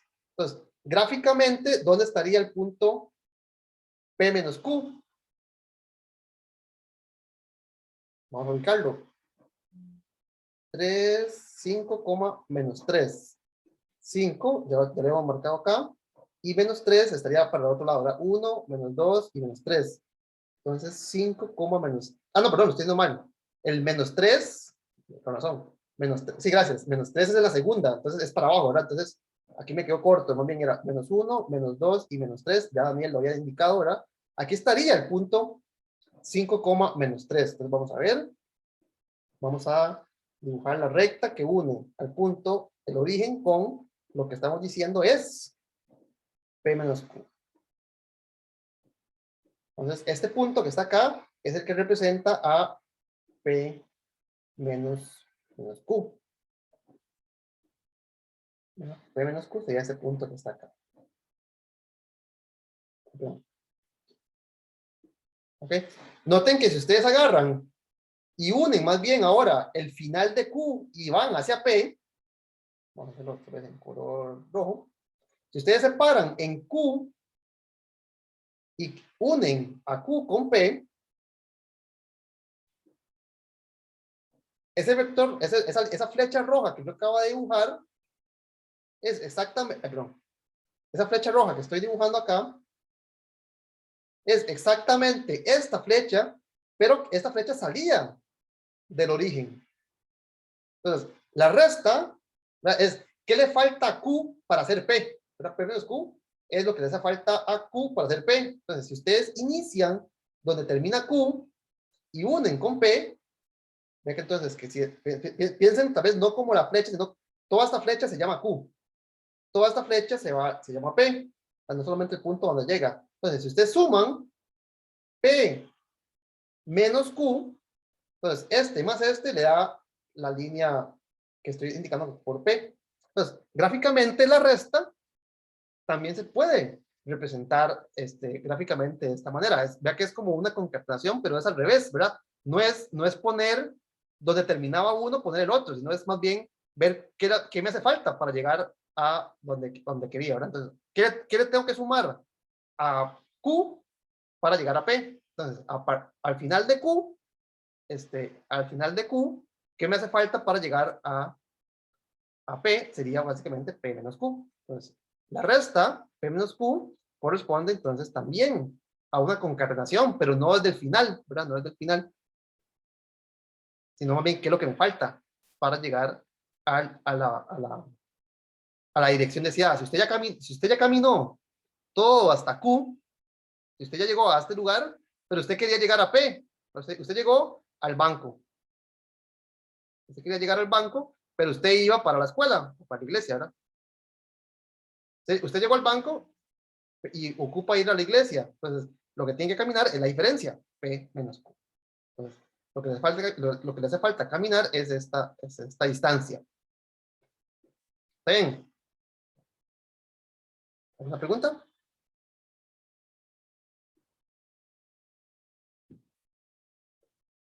Esto dice que para ir directamente del origen a la iglesia, pues usted también puede ir primero al banco y el banco caminar la diferencia, ¿verdad? Caminar la diferencia. La diferencia es entonces P menos Q, ¿verdad? Profe, también vamos a ver entonces cómo es que se representa cuando más bien es P más Q y cómo se ve en la gráfica. P más Q fue lo que hicimos hace un momento, ¿verdad? Vamos a devolvernos. P más Q. Gráficamente, P más Q es la concatenación, ¿verdad? Para sumar P más Q, son aquí demasiadas flechas ya, Vamos a ver si puedo borrar algo. P más Q es, bueno, tal vez hagámoslo en la siguiente. Para que quede más claro. P más Q, ¿cómo se vería en este ejemplo? P más Q. Vamos a hacer la tabla. Voy a hacer otro gráfico.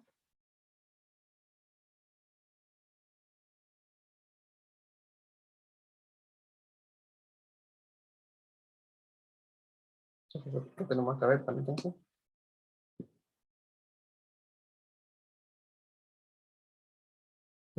¿Quién era P? P era el punto 5, no, ¿cómo era? 10,4. Entonces P, vamos a ubicarlo.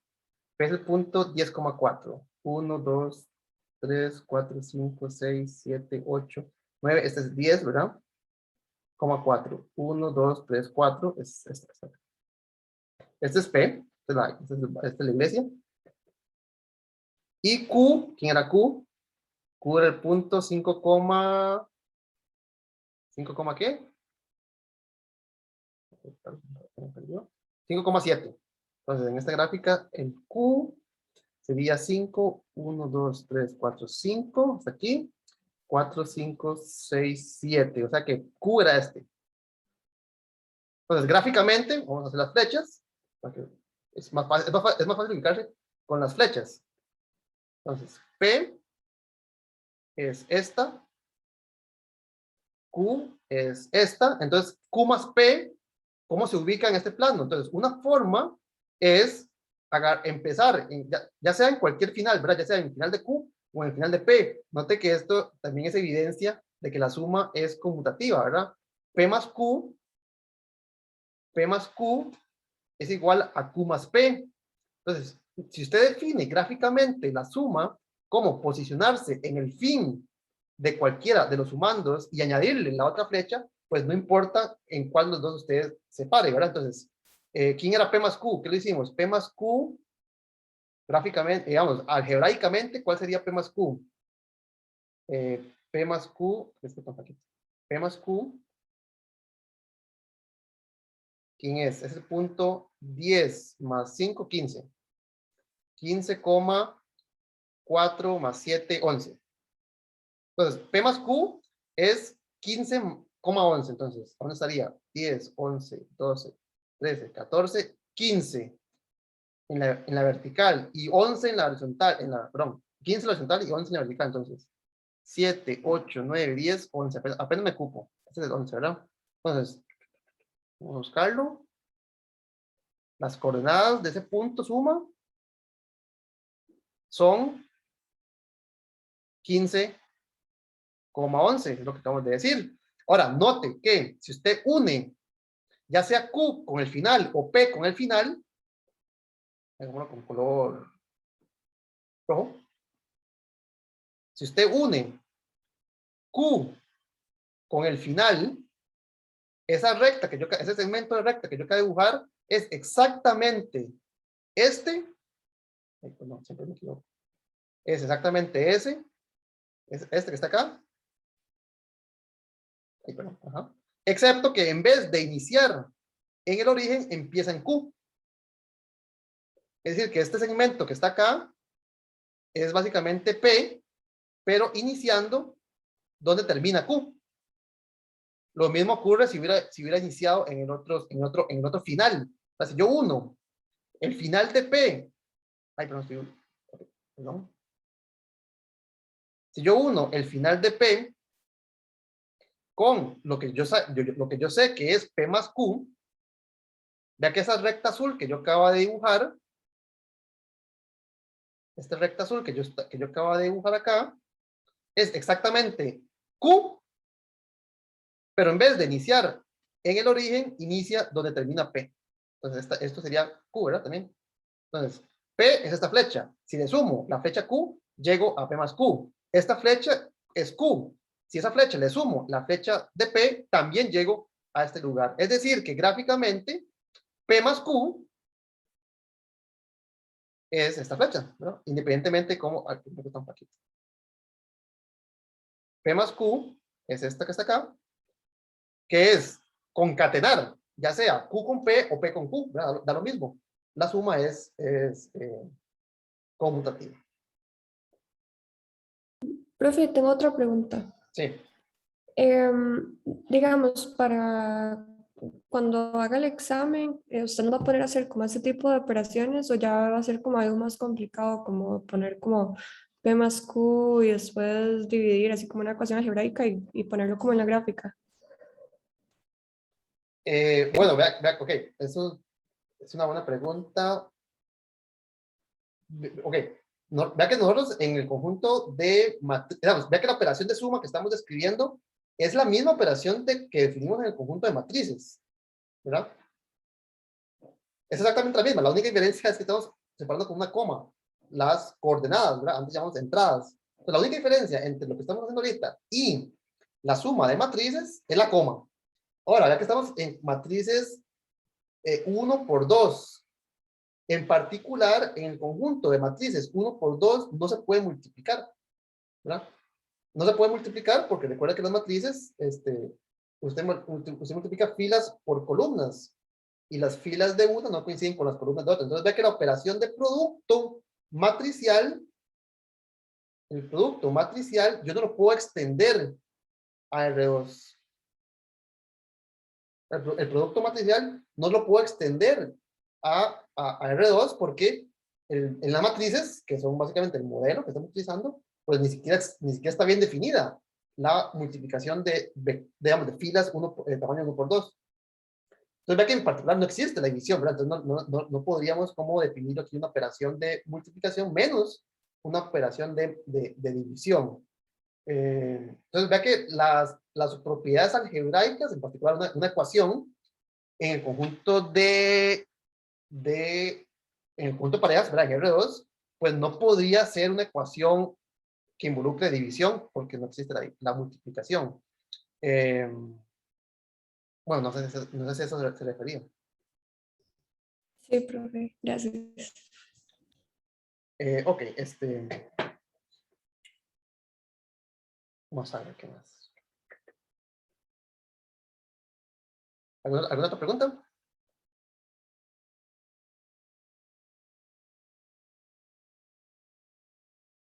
Profe, Sí. eso y siempre sea en R2, ¿verdad? Ya en R3 y en adelante cambia.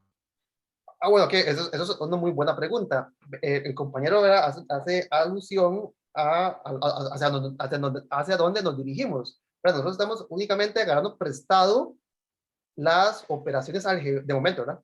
Las operaciones algebraicas en conjunto de matrices muy sencillas, muy pequeñas, ¿verdad? Matrices 1 por 2. Ahora, uno puede decir, bueno, ¿por qué 1 por 2? ¿Y por qué no 1 por 3? ¿O por qué no 1 por 4? ¿O por qué, de verdad, el tamaño, pues la suma, en cualquiera de estos ejemplos, la suma es la misma, ¿verdad? Se define posición por posición. Entonces, estamos trabajando de momento con matrices 1 por 2 porque visualmente es muy sencillo representar objetos en el plano, ¿verdad? Los objetos son muy simples y por lo tanto los puedo visualizar de forma sencilla en el plano. Ahora, si tuviésemos, en vez de 2 coordenadas, pensemos de nuevo en un mapa, las coordenadas lo que me dice es como camina hacia la izquierda y suba, ¿verdad? Ahora, yo podría hacer lo mismo en 3 dimensiones, ¿verdad? Camine hacia la derecha, entre y subo al segundo piso, ¿verdad? Yo tengo ancho, largo y profundidad. Entonces, podríamos hacer exactamente lo mismo y pedirle prestado la operación algebraica a las matrices de tamaño 1 por 3. Yo las matrices 1 por 3 todavía las puedo visualizar. No como un plano, sino como un espacio tridimensional, ¿verdad? Como 3D, ¿verdad? 3D. Entonces, yo podría hacer una representación visual, pero ahora un poco, ¿verdad? Ya no en el plano, sino en una representación tridimensional, ¿verdad? Que puedo dibujar cosas, ¿verdad? Una esfera, por ejemplo. En el plano, en el espacio. Bueno, ya eso, la representación, digamos, cuesta desde el punto de vista técnico, ¿verdad? Yo soy malísimo dibujando, entonces, pero se puede, ¿verdad? Se puede dibujar en 3D, pero ya, por ejemplo, ya para 4D, ya no lo puedo dibujar, y no es porque sea chapa, es porque no se puede, no se puede visualizar. Entonces, sí, ¿verdad? La pregunta es muy válida. Estamos trabajando de momento en el caso más sencillo, porque los dibujos son muy sencillos de hacer. Vamos a estudiar más adelante la estructura gráfica o visual, ¿verdad?, geométrica de R3, que serían 3 coordenadas, ¿verdad? Ancho, largo y profundidad. Altura, no sé cómo quieren ver. Y la teoría se extiende sin ninguna dificultad a cualquier dimensión, ¿verdad? Yo puedo trabajar sobre el conjunto Rn, y eso significa, ¿verdad? En vez de parejas o tripletas, ¿verdad? Más elementos, más coordenadas, n, ¿verdad? Entonces, uno puede extender la teoría que estamos viendo, la puede extender a toda dimensión. La parte visual, que es la que nos interesa, pues ya no, ¿verdad? La parte visual está restringida a los lugares en donde podemos hacer dibujos. Y como nosotros vivimos en un mundo tridimensional, pues tenemos que parar en 3 dimensiones. Para la parte visual, ¿verdad? Cuando estudiemos espacios vectoriales, que es una generalización, una abstracción de R2 y R3 y R4, ¿verdad? La teoría es la misma, la teoría es exactamente la misma, solo que los dibujos ya no son tan bonitos. Pero sí, la parte algebraica, lo que es la suma, lo que es el producto escalar, lo que es la resta, todas esas propiedades que vamos a estudiar, las vamos a entender primero en R2 y en R3, donde los dibujos nos ayudan mucho, y después vamos a hacer una abstracción, ¿verdad? Lo que acabamos de hacer para 2 dimensiones, para 3 dimensiones, se podría perfectamente hacer en 4, en 5, en 100, ¿verdad? El problema es que no lo podemos dibujar. Pero sí se puede. No sé si era la pregunta.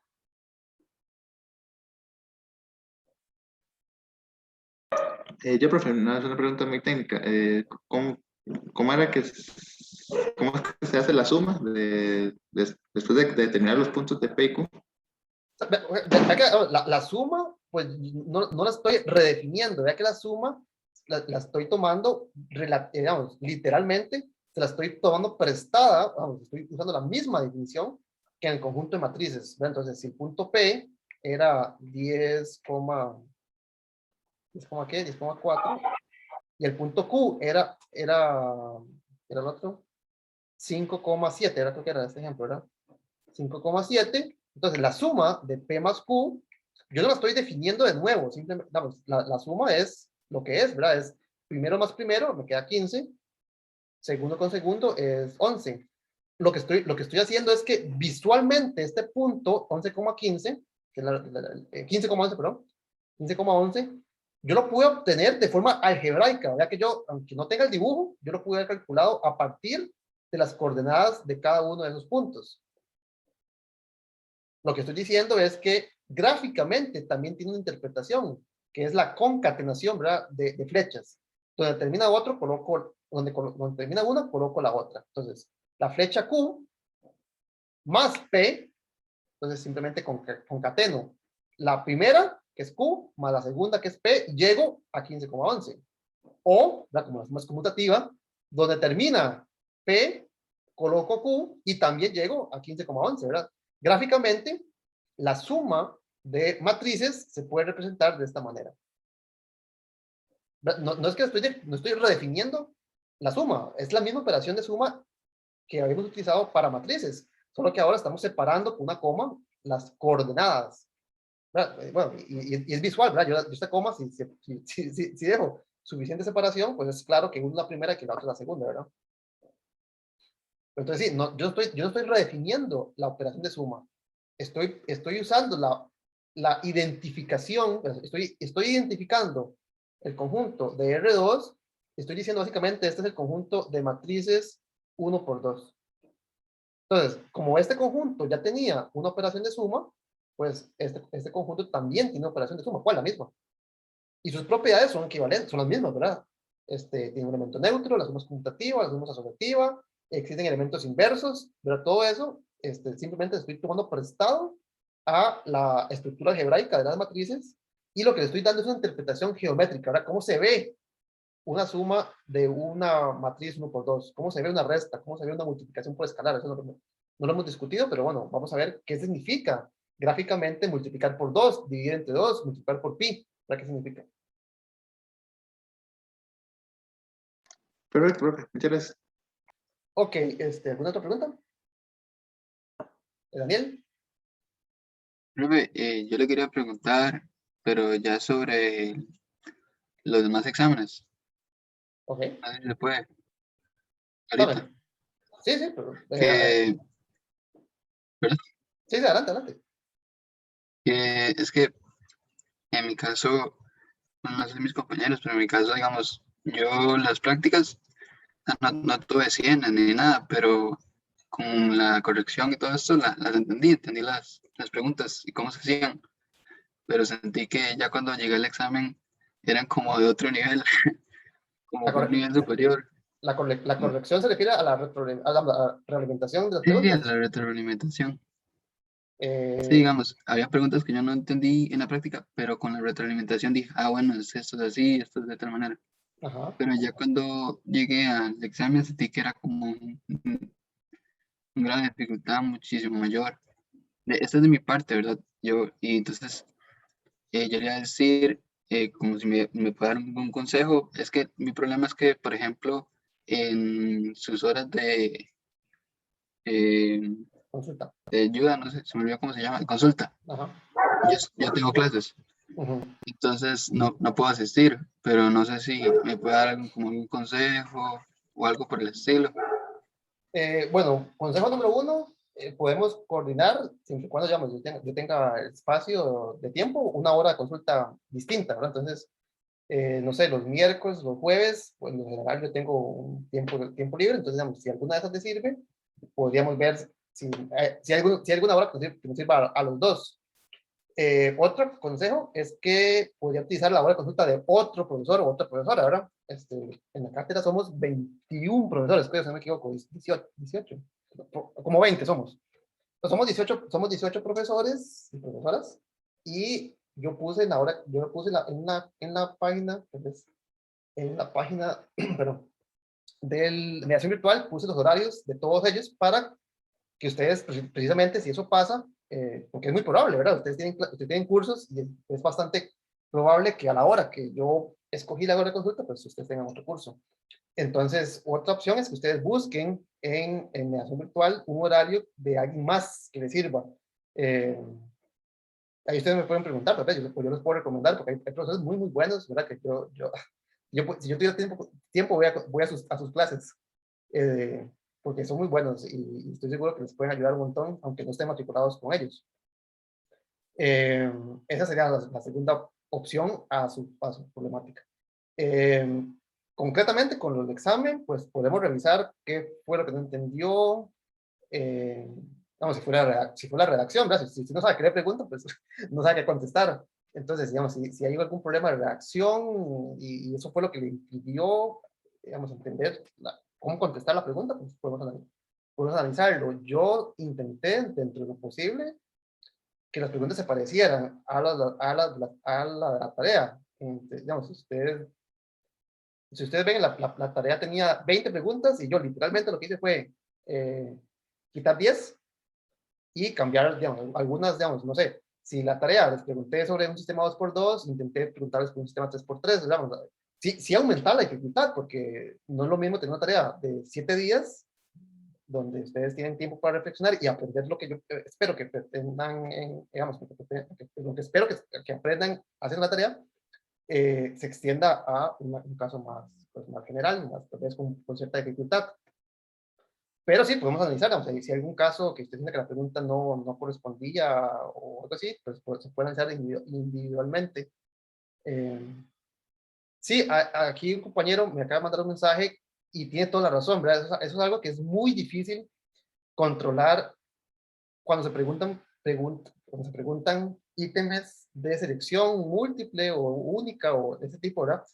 Que si usted comete un error, por más pequeño que sea, inocente que sea, pues la respuesta no le va a dar, ¿verdad? Si la respuesta era 351 y usted falló con un menos en el primer paso, no le va a dar 351 nada más. Entonces, eso es algo que no se contempló tanto a la hora de la elaboración, pero se debió haber contemplado.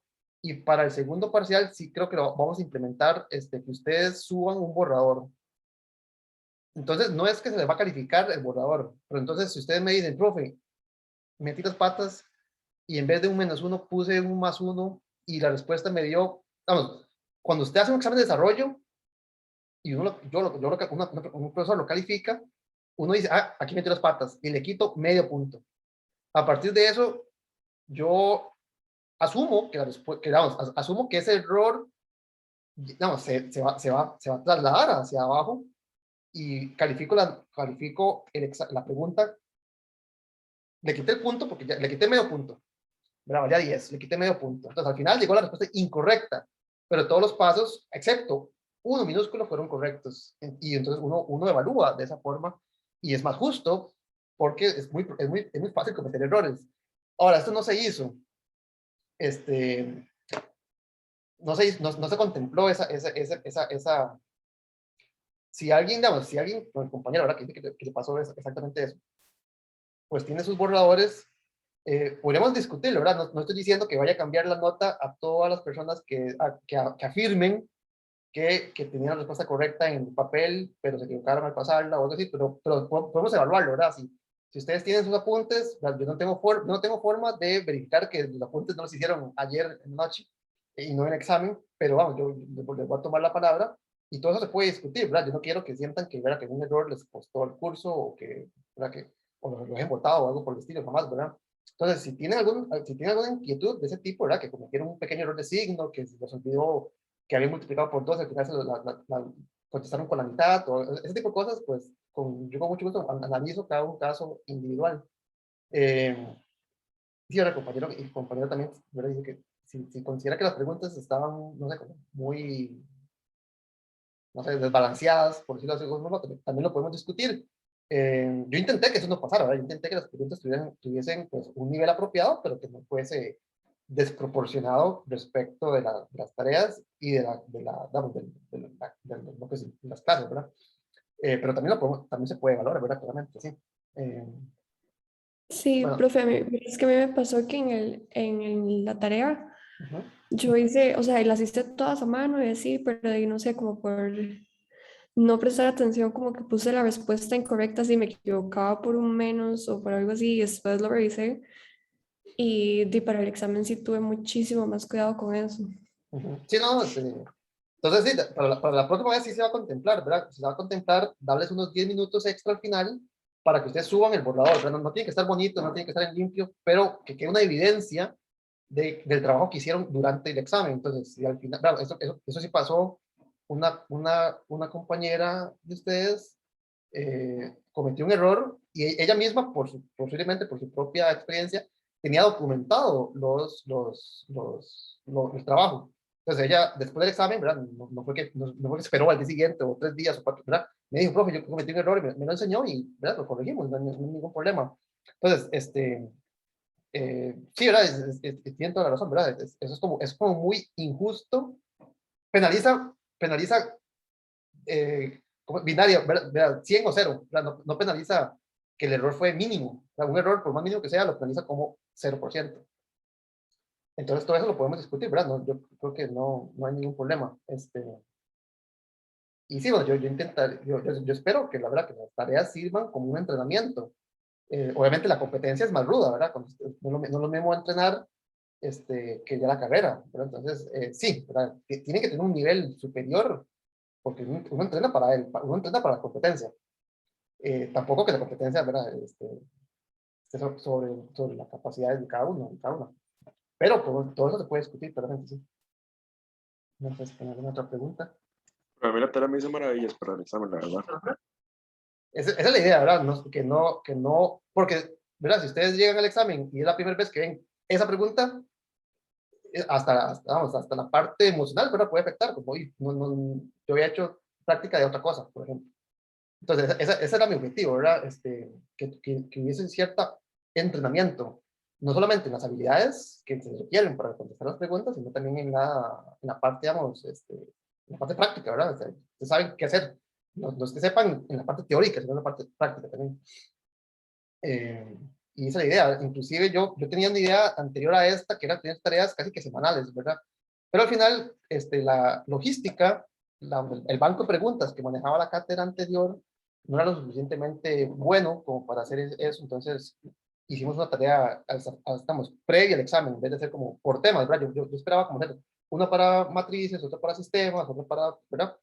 Pero al final, por tiempo, lo dejamos hasta el puro final en una tarea, digamos, un poco más grande, que tuvieran un poco más de tiempo. Pero esa es la idea, ¿verdad? Que tengan como un cierto entrenamiento. Profe, Sí. para los siguientes exámenes, ¿habrá igual tarea o por lo menos una práctica formativa? Todas las tareas, todos los exámenes tienen una tarea previa, sí. Ok. Sí, se les asigna una semana antes. Vamos, la idea es como, ¿verdad? No que duren no que la hagan el día antes, pero tienen toda la semana como para que ustedes por lo menos vayan ojeando el tipo de pregunta y tengan tiempo de despejar dudas, ¿verdad? Si ustedes tienen una pregunta sobre la tarea y no saben cómo hacer la pregunta 1, pues posiblemente no sepan hacer la pregunta 1 del examen, ¿verdad? Entonces también tiene esa. Y como somos tantos profesores, ¿verdad? A veces yo uso un símbolo y otro profesor usa otro. Entonces, en la tarea, pues, todos nos ponemos de acuerdo en qué símbolos se usan y demás. No sé si tienen alguna pregunta. No, profe, yo había preguntado antes, pero quería agradecerle igual por proponerme ideas y escuchar las preguntas. Muchas gracias. Ok, entonces, quedemos hasta acá. Ya les quité como 5 minutos más de lo usual. Quedemos hasta acá y nos veríamos entonces el viernes. Hasta luego. Muchas gracias. Gracias, profe. Muchas gracias, profe.